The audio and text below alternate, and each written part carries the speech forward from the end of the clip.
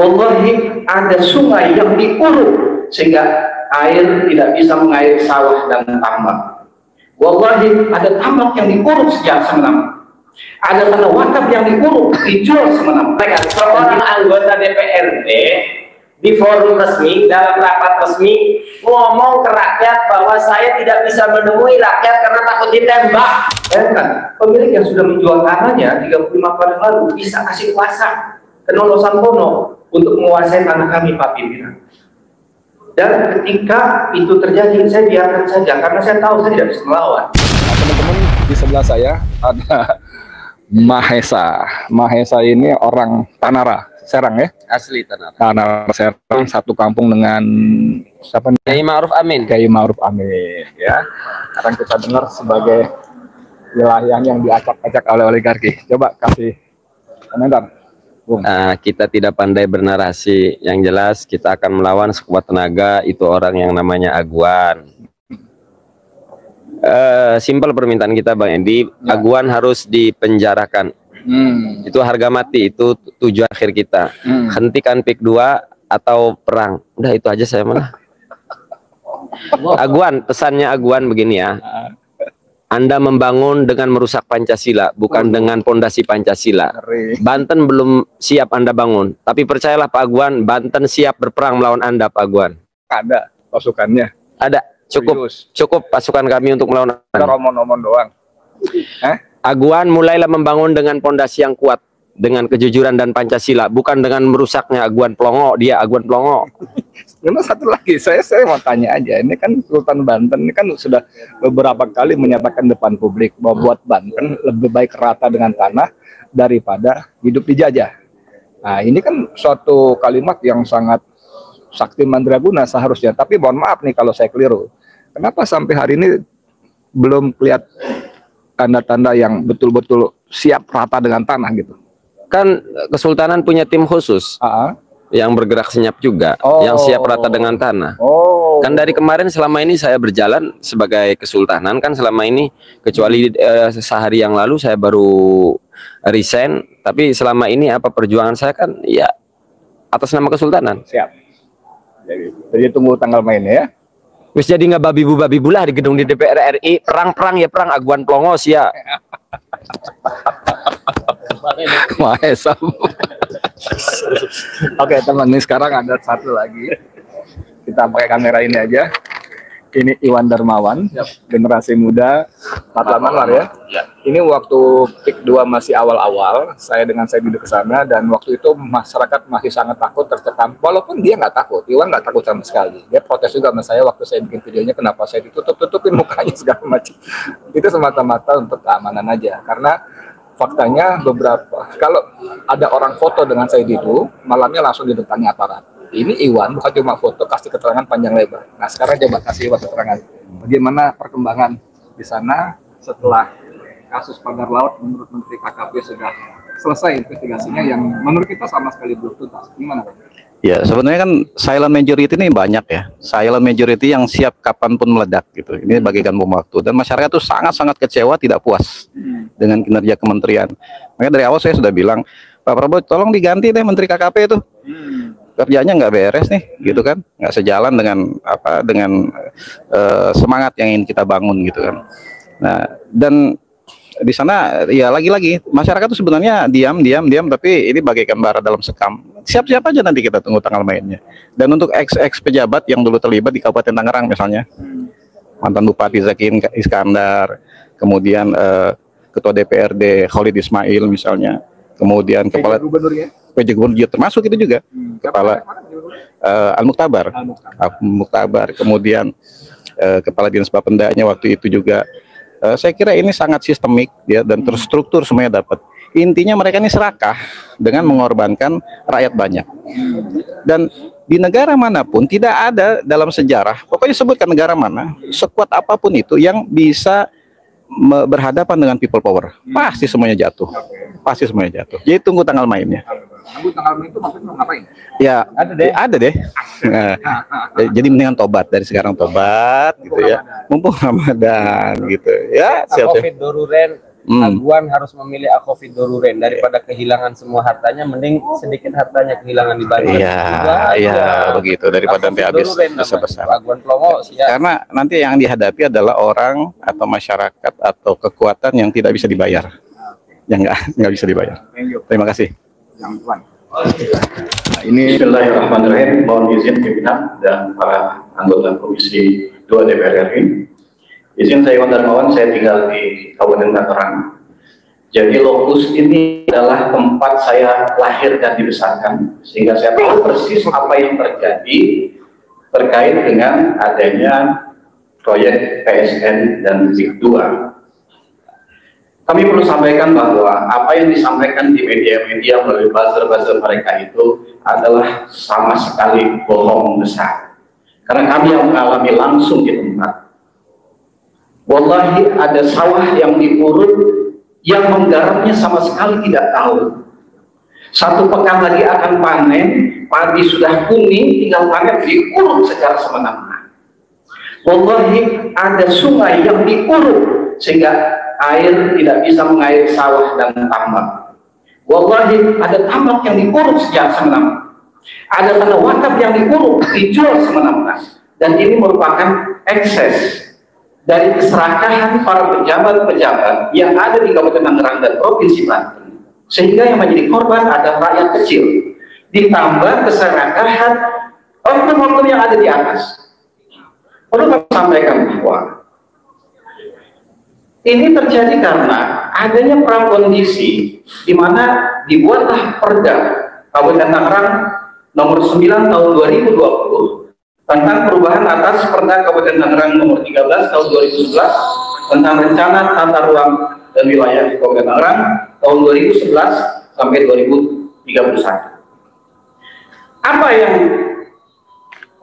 ada di dalam perda tersebut? Lahan sawah produktif di utara Kabupaten Tangerang, ini lumbung padinya Kabupaten Tangerang, lahan hijau itu tiba-tiba menjadi lahan kuning. Dan yang menarik, perda tahun 2020 ini perdanya tahun 2020, tapi baru ditandatangani pada tahun 2022. Patut diduga karena memang sedang menunggu logistiknya turun sampai 2 tahun, jadi itu ditandatangani 2022. Dan kita baru tahu tentang ini Januari 2025 kemarin setelah ramai. Padahal perda ini jelas bertentangan dengan Perda Provinsi Banten nomor 5 tahun 2014 tentang apa? Tentang perlindungan lahan pertanian pangan berkelanjutan. Kok bisa gitu Perda Kabupaten Tangerang dibuat tapi jelas-jelas bertentangan dengan Perda Provinsi. Apalagi kemudian mereka berdalih dengan adanya Perda nomor 1 tahun 2023 Provinsi Banten ini, sehingga mereka merasa di situ ada kesempatan untuk menggunakan ruang laut, memanfaatkan dan seterusnya itu. Padahal putusan MK nomor 85 tahun 2013 sudah jelas mengatakan bahwa perairan laut tidak boleh dimanfaatkan untuk kepentingan komersial maupun pribadi, apalagi terbit sertifikat di atasnya. Dan ketika sertifikat yang sudah dinyatakan oleh Menteri ATR BPN Nusman Wahid bahwa di situ ada sertifikat itu, kita semua tahu bahwa sertifikat itu akan terbit ketika PPHTB-nya dibayar. Pertanyaan kami, itu bayarnya ke siapa? Apakah ke oknum pejabat di pada saat itu, ke pribadi, atau masuk ke kas kabupaten? Dan jumlahnya fantastis. Artinya bahwa ini betul-betul secara sistemik, secara terstruktur, kejahatan kemanusiaan ini dari atas sampai bawah, atau kalau bolak-balik dari atas sampai bawah itu merata. Dan hari ini sampai dengan hari ini rakyat masih terus ditakut-takuti. Sedianya kami juga membawa bahan-bahan dan saksi di lapangan, tetapi mereka sangat ketakutan dan mereka masih sekarang agresif mendatangi pemilik lahan. Bayangkan, yang tidak mau menjual dikriminalisasi. Saksinya ada, buktinya ada, orangnya ada. Dan bukan cuma satu, banyak. Kita bisa bayangkan dengan sisi kemanusiaan kita. Pemilik tanah sudah sepuh dalam kondisi sakit dengan selang oksigen dipasang. dipaksa kadang-kadang untuk melepaskan haknya. Dan ada oknum polisi di situ, ada oknum pengacara di situ. Ini apa? Kemana negara? Ini zolim-zolimnya. Tapi saya mulai paham, mulai mengerti kenapa selama ini pengurungan yang begitu masif, pemagaran yang begitu masif, semua pejabat diam di kabupaten maupun di provinsi Banten. Kenapa? Karena mereka yang menandatangani produk-produk perda ini. Demikian tambahan dari saya. Soalnya akan dilengkapi oleh Saudara Mahesa. Sebasnya singkat saja. Ya, nanti selain Mahesa, izin ada dua saksi yang saya bawa. Satu Kuntin Suhartini, dua Charlie Chandra. Mohon izin waktu sebentar biar menyampaikan apa yang mereka alami. Sekarang Kang Mahesa, silakan. Bismillahirrahmanirrahim. Singkat saja pimpinan, saya ingin melaporkan temuan di lapangan. Salah seorang anggota DPRD Kabupaten Serang bernama Haji Abdul Ghafur ketika dalam rapat resmi seperti ini, ketika itu dalam kasus pagar laut, beliau hanya mengecek, meminta keterangan dari pihak desa dan di Kades. Lalu waktu itu saya protes, kenapa tidak minta keterangan dari rakyat? Apa bahasanya pimpinan? Saya takut ditembak. Dan tahu yang ngomong itu anggota DPRD. Iya, makanya kita sampaikan seorang anggota DPRD di forum resmi, dalam rapat resmi, ngomong ke rakyat bahwa saya tidak bisa menemui rakyat karena takut ditembak. DPRD provinsi. DPRD Kabupaten Serang namanya Abdul Ghafur dari fraksi PKB. Tuh yang pertama. Berarti ada kekuatan besar ini, kita semua punya keyakinan, dan justru malah kadang anggota polisi yang baik malah terjerat dengan seragamnya. Bapak-bapak di sini yang duduk di sini, saya tahu terjerat dengan statusnya. Semua punya kepercayaan dan punya pengetahuan, tapi justru jabatan menghalangi bapak-bapak di sini untuk bertindak. Kemudian yang kedua, hari ini saya masuk di gedung DPRD ini tidak bisa masuk karena tidak memakai sepatu. DPR RI mah. Tapi aguan mengurus sungai masih bebas sekarang, Bapak pimpinan. Tidak Polri, tidak TNI, tidak Dewan, tidak Menteri. Kenapa di negeri ini tidak ada yang berani sama orang yang namanya aguan? Saya bahkan tidak masuk di gedung milik rakyat hanya karena tidak pakai sepatu. Tapi aguan mengurus di sungai, tanah bengkok. Dan terakhir saya menemukan satu lagi, Bapak pimpinan, di BPN ada salah seorang anggota BPN Kabupaten Serang ngomong langsung saat rapat resmi, kata salah seorang anggota BPN, lo bagus Mahesa, tanahnya dijual 23.000 daripada digusur. Yang ngomong pegawai resmi anggota BPN. Ibu tolong dengerin Bu, Ibu dari BPN Bu, ini rakyat bicara Bu. Diem baik si ibu itu dan staf khusus. Ya, diteruskan aja, diteruskan. Kita semua mendengar. Betapa sakit anggota dewannya katanya takut ditembak. Betapa sakitnya kami rakyat Banten. Salah seorang anggota BPN ngomong, oh lebih baik nih dijual 3.000 daripada digusur. Saya hanya bisa melaporkan itu saja. Sampai suatu ketika sampai saya ngomong pernah kayak orang ngecapkan pimpinan. Jadi kalau pemerintah negara tidak mampu menangani satu aguan, kedua, maka tolong jadikan Banten zona bebas hukum 48 jam biar kami rakyat yang bertindak pimpinan. Sekian, terima kasih. Pak Charlie dulu, singkat aja ya, kronologis ya. Ya, terima kasih Pak pimpinan yang saya hormati. Saya Charlie Chandra, saya sudah berjuang sejak 2013 Pak. Bapak saya dijadikan tersangka atas tuduhan pemalsuan yang terjadi lebih dari 30 tahun yang lalu. Seharusnya tidak bisa diterima oleh polisi Pak. Tahun 2013 itu mereka PT Mandiri Bangun Makmur, Direktur Noro Sampono, mengambil surat kuasa dari ahli waris pemilik pertama. Bayangkan, pemilik yang sudah menjual tanahnya 35 tahun yang lalu bisa kasih kuasa ke Noro Sampono untuk menguasai tanah kami Pak pimpinan. Dan ketika itu terjadi, saya biarkan saja karena saya tahu saya tidak bisa melawan. Suatu hari saya punya saudara dan teman baik dengan Ahwan, minta saya jual. Bayangkan, ini teman baiknya, itu saudara saya. Ketika saya mencoba negosiasi, malah saya dilaporkan ke polisi, Pak. Saya diundang kantor PIK 2, di situ sudah ada penyidik. Penyidik yang mentersangkakan nama saya sendiri, Pak.